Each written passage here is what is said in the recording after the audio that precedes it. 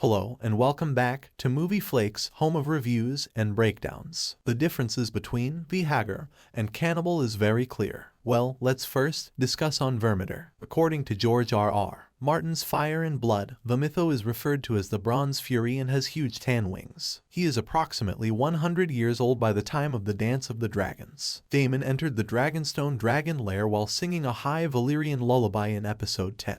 A huge beast that is spewing fire into the air emerges from the shadows. Damon continues to sing while facing something so enormous, and the dragon starts to relax. Who rides Vermithor? House of the Dragon. Viserys' grandfather, King Jaehaerys I, rode Vermithor for the first time. Later in the novel, the bastard son of a blacksmith named Hugh Hammer rode him. Jaehaerys was recognized as Vermithor's rider by 48 AC, according to Fire and Blood. After Meager the Cruel was killed, he rode the dragon to King's Landing to take the Iron Throne. After Jaehaerys died in 103 AC, he lost his rider, and during Viserys I's rule, he failed to get a new one. He continued to hide out on Dragonstone. Some attempted to seize Vermithor after the Dance of the Dragons began. Among them was Lord Gorman Massey, who as a result was burned to death. He finally formed a link with Hugh Hammer, a seemingly random blacksmith's bastard, and joined the other dragons in flight during combat. The relationship between Daemon and Vermithor on the show has yet to be shown,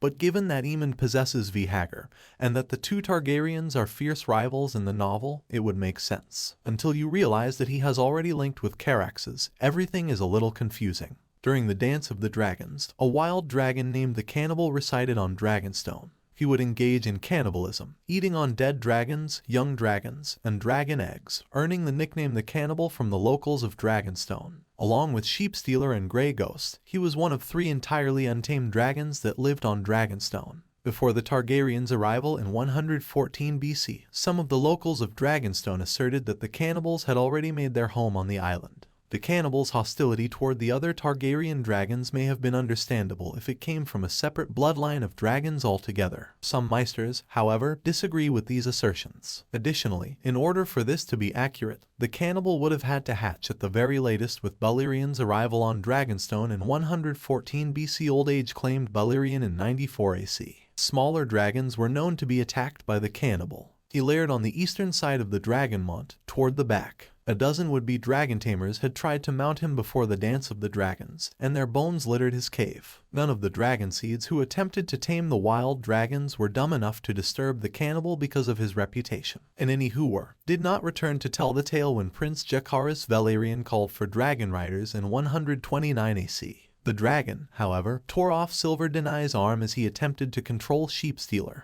The cannibal approached them as his sons battled to treat his wound. Silver Denai's and his kids were consumed as Sheepstealer was chased away. One of the 4 dragons who survived the Dance of the Dragons, the cannibal, disappeared after the conflict. According to legend, the cannibal took flight during Lord Corlys Velaryon's sea burial in 132 AC and flew to salute the deceased. The cannibal would be more likely to eat the corpse than salute it, therefore this may be a later exaggeration of the narrative, according to Archmeister Gildane. Thanks for watching. Don't forget to like, comment, and subscribe for more videos.